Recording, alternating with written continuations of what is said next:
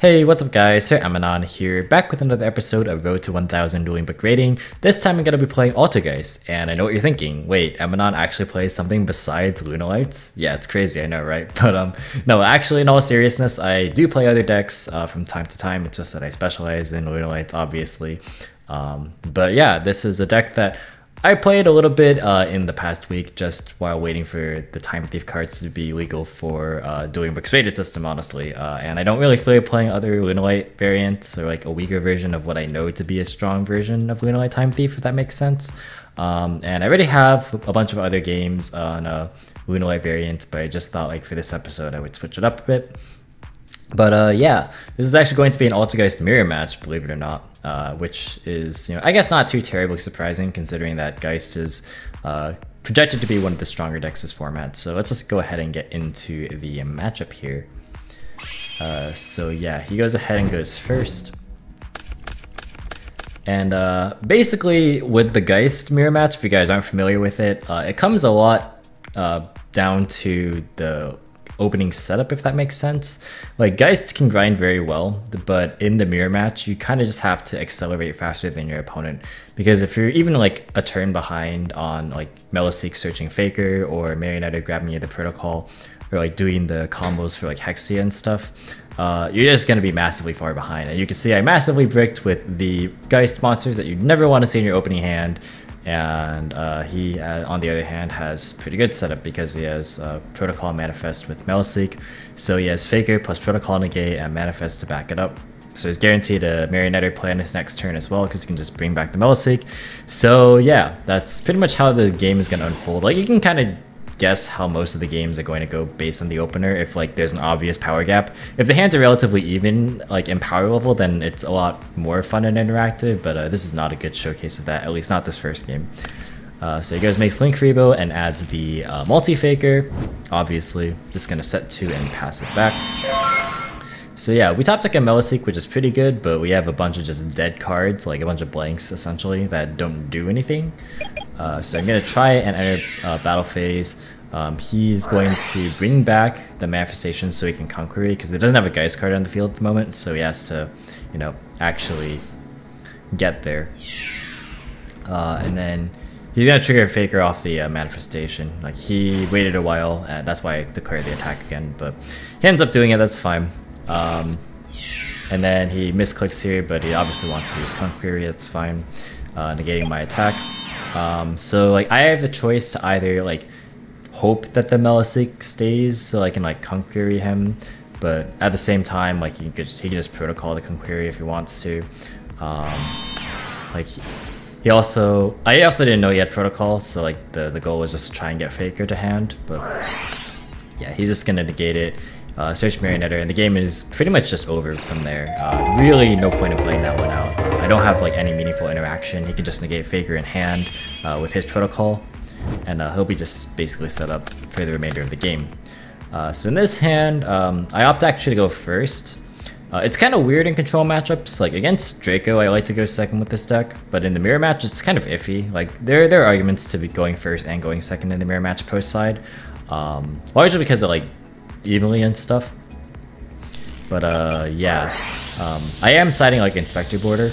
I took inspiration from the first place Pro Play Tour list.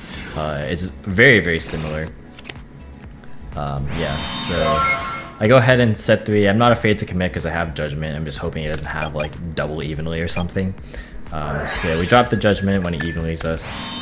But his hand's not very good. He just sets 5 and passes. We're gonna go ahead and end phase. Protocol to trigger multi-faker into Meliseek.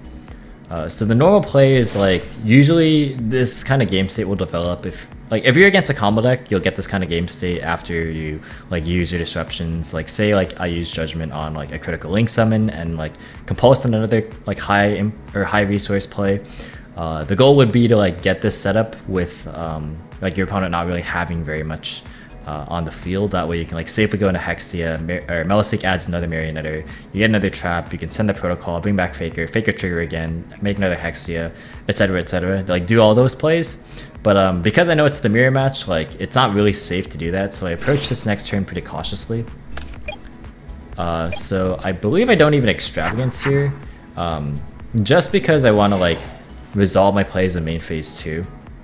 Because the idea here is I still have, you can't see it, but I have 2 Hexias in my extra deck, and I already resolved 1 Extravagance. I'm pretty far ahead of my opponent as is, so I don't really feel the need to use Extravagance here, because like Hexia is important in the control matchups, particularly in this matchup and like Draco and like previously Sky Striker.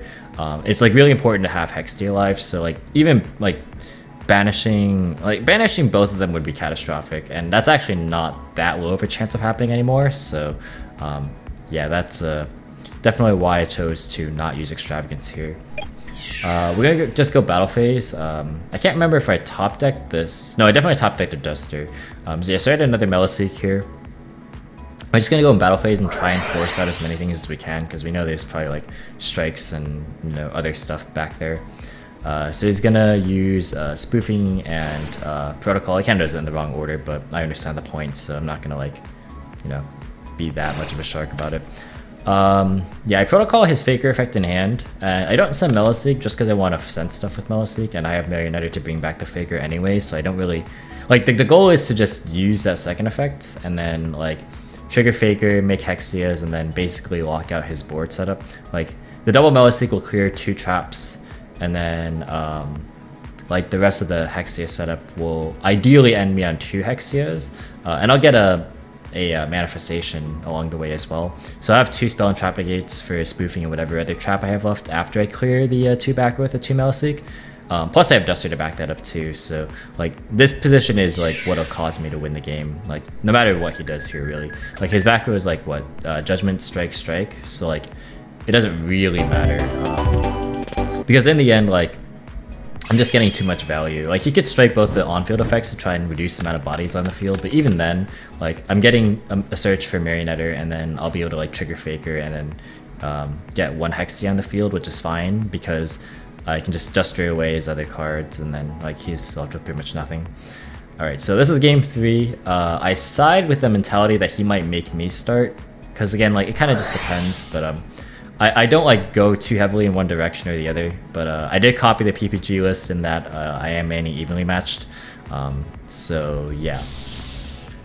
He goes ahead and he reveals 3 off the duality, and he adds the Solemn Warning. So I kind of like think about that because my hand is 3 normal summons, so I'm just trying to think of like what the best play would be. But that answer is or that question is quickly answered when I draw my evenly matched return.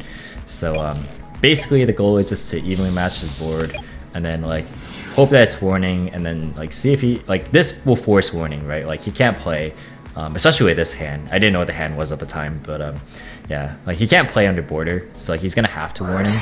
And then the idea is just to hope that duality digs for like meaningful interactions, so I can like continue to advance my game state next turn. Because like I have Strike, so I feel like pretty confident about it. And then spoofing kind of just locks it up because that gets me Faker access. So normal is Silk, and then it draws the 1-for-1, so he uses that. Then Resolution, I just go ahead and well, in battle phase I spoofing for the Faker. He's gonna try and Silk to bounce the spoofing, but like I feel fine doing this because I know what he has, so I can just strike it. And then that's pretty much game over from there, because Faker is going to come out and trigger. He would use his normal summon, and he has no other interaction. So yeah, that's how we take this game. Yeah, the mirror match can definitely be one-sided based on the openers. You can kind of see it right there, right? Like it was pretty based on like me having evenly. He didn't have judgment. When he had the evenly, I had the judgment. Game 1, I totally bricked when he had playable. So yeah, that's kind of just how those games went. They kind of write themselves, but it kind of just is how it is with this matchup. But yeah, that's kind of just some info on Geist gameplay for you guys. But yeah, that's going to do it for this video. Thank you guys so much for watching. Hope you guys enjoyed. If you did, be sure to leave a like, as well as any thoughts or feedback in the comment section down below. Feel free to subscribe for more informative and competitive Yu-Gi-Oh content. If you want to, you can follow me on Discord, Twitter, or Twitch. All 3 links in the description as always. And once again, thank you guys so much for watching, and until next time, I will catch you in the next video. See you guys! Oh, and I'm realizing this recording, like right now, is like 9:45, so like with my intro and outro, it's gonna be like just over 10 minutes. I'm sorry about that, it wasn't intentional. Alright, bye.